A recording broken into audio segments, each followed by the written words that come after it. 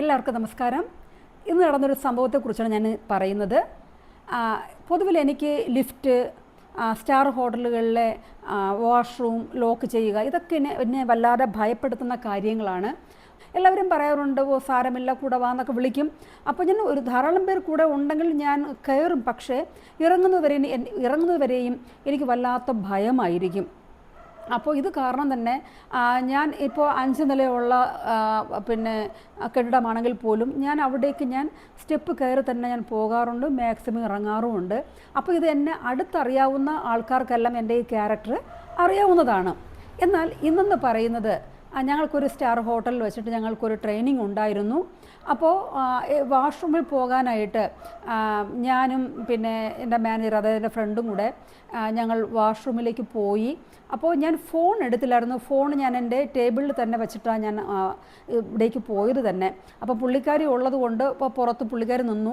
അപ്പോൾ സാധാരണ ഞാൻ എപ്പോൾ പോയാലും ഞാനിത് ലോക്ക് ചെയ്യാറില്ല, പുറത്ത് ആൾ കാണും, അങ്ങനെ ആയിരുന്നു. എന്നാൽ ഞാൻ ഇന്ന് വിചാരിച്ചു പുള്ളിക്കാരി പുറത്ത് നിൽക്കുകയല്ലേ, നോക്കിയപ്പോൾ സാധാരണ ഒരു ലോക്ക് പോലെ തോന്നിയത് തന്നെ.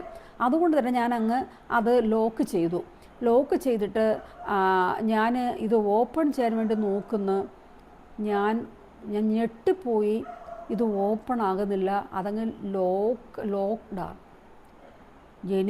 ഞാൻ മാക്സിമം ട്രൈ ചെയ്യുകയാണ് ഇത് ഓപ്പൺ ആക്കാനായിട്ട്. എന്നെക്കൊണ്ട് കഴിയുന്നില്ല. എനിക്ക് വല്ലാത്ത ടെൻഷനായി.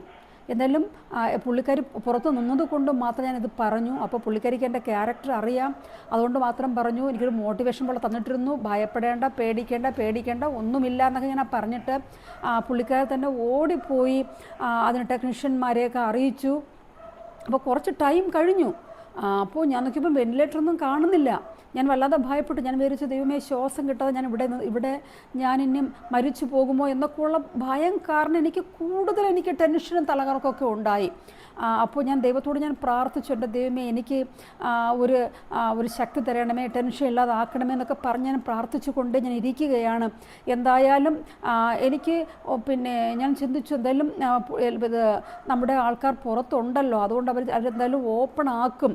അപ്പോൾ അവിടെ നിന്ന് വന്ന ടെക്നീഷ്യൻ പറയുകയാണ്, അത് കുറേ നേരമായി, പെട്ടെന്ന് ഓപ്പൺ ചെയ്യുമെന്ന് പറയുന്നതൂടെ കേട്ടപ്പോൾ എനിക്ക് പിന്നെ ടെൻഷൻ കൂടി.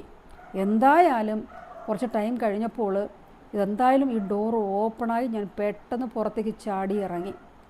ഞാനിത് പറയാൻ വന്ന കാര്യം, എന്നെപ്പോലെ തന്നെ ഭയമുള്ള ധാരാളം പേരുണ്ടാകും. അതുമാത്രവുമല്ല, നമ്മുടെ വീടുകൾ പോലെയല്ല ഇങ്ങനെയുള്ള സ്റ്റാർ ഹോട്ടലുകളിലൊക്കെ അതിൻ്റെ ലോക്കെന്ന് പറയുന്നത് തന്നെ ഒരു പ്രത്യേക തരത്തിലുള്ള ലോക്കാണ്. അതൊരു പക്ഷേ പലർക്കും അനുഭവം കാണും. അത് ലോക്കായി കഴിഞ്ഞാൽ, അത് ലോക്ക്ഡാണ്, അതായിക്കഴിഞ്ഞാൽ പിന്നെ വളരെ ബുദ്ധിമുട്ടാണ്.